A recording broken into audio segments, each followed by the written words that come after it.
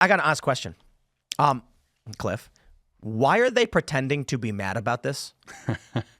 I think I'm more mad about it. I mean, if Canada comes in as a 51st state, I mean, I think we're going to have some problems both in the Senate and the House. Yeah, it's 41 Democrat electoral votes. Yeah, that would be interested. no be bueno. But if we subjugate them as a territory with or a colony, we don't know nobody's got any colonies anymore. They can have autonomy under Trump, right? But then Trump can intervene as the new head of state. And as the colonizers we are, we could just go ahead and colonize them. No, but in all seriousness, like Canada's not going to become the 51st state. You know what I mean? Greenland would be negotiated over a trade deal. Panama, of course, was built by the United States and would be negotiated over a trade deal. This is like, it's performative outrage. Who really cares? I could honestly envision a situation where Panama was a flashpoint for a larger conflict, so possibly a conflict between the United States and China. Particularly seeing as that's the reason that there's any kind of friction friction between the U.S. and Panama as it is. The U.S. did build it. The U.S. invested a lot of money. A lot of Americans died. Malaria was a big problem back then. Yeah, but do you guys think they're becoming territories, or do you think these would actually become states? So as far as that kind of stuff, definitely don't want to see Canada as a state, right? Yeah. I don't know if we should, I don't think that I want to see Greenland become a state either. Territories, maybe, but I mean, if I understand correctly, there's only like 50,000 people in Greenland. And so I don't know that they have enough people to actually become a state. I think that the actual number of people that live there has an effect on whether or not it can be a state. This is just my basic understanding. I think we should invade Canada, remove their government, and then relinquish control.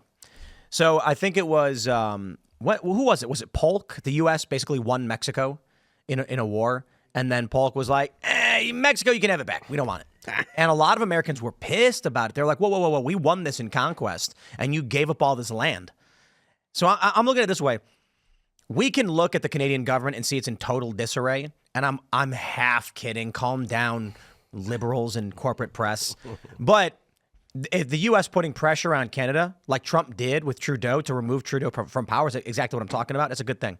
People need to understand this. Trudeau resigned because the Trump tariff threats destroyed their government. They're panicking because they rely so heavily on us and us not on them. Yeah. So that's the kind of economic coercion we're talking about, which I think is a good thing. I mean, like I was talking about it last night. Like Canada exists because the United States allows them to exist. Their entire defense is because of the United States. Yep. Now, they do have a military, fair enough, but like the U.S. is NATO, right? And the U.S. it does like I think 75% of the heavy lifting for NATO. The U.S. trade with the U.S. is what keeps Canada in business. If the United States wants Canada to do something, Canada's going to do it eventually. Like the U.S. will figure out ways to apply soft power, and they're going to do it. They don't have the ability to stand up to the U.S. and say, no, we're not. We're putting our foot down. About the only thing that we're not going to be able to get away with is actually literally annexing the country. Right. I mean, let's be real. Donald Trump spoke on Truth Social about a tariff, and Trudeau was removed from office. In fact, basically, I mean, he's still there, but he's basically done. His career is over because Trump said some words on the internet. Yeah. Canada is basically a vassal of the U.S. as it is, so we don't need them to interfere in our politics.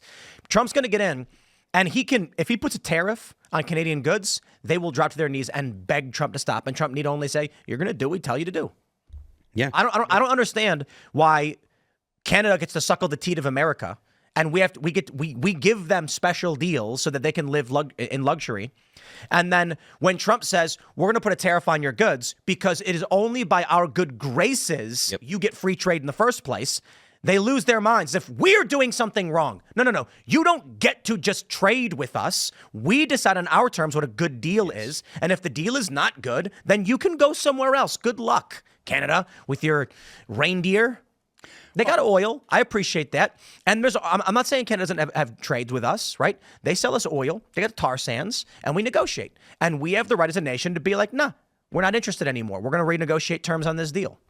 Well, I think that Trump represents a lot of people pushing back on all these unfair deals. I mean, look at NATO, right? What did you just say, Phil? I mean, the amount of money that we pour into NATO, and somehow we have an equal vote, and it's like, oh, well, and that's just been that way for years. That's why I think you look at this photo of Trump Jr.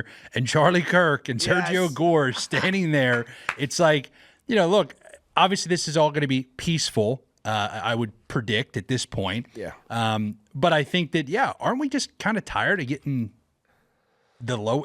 We always are the ones that it's never fair for us, and that's just accepted. Yep. That's what's crazy about the Panama thing.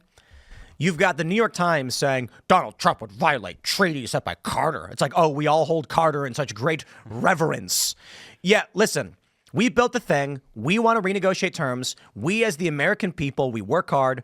Trees were planted for the next generations to sit beneath in that shade.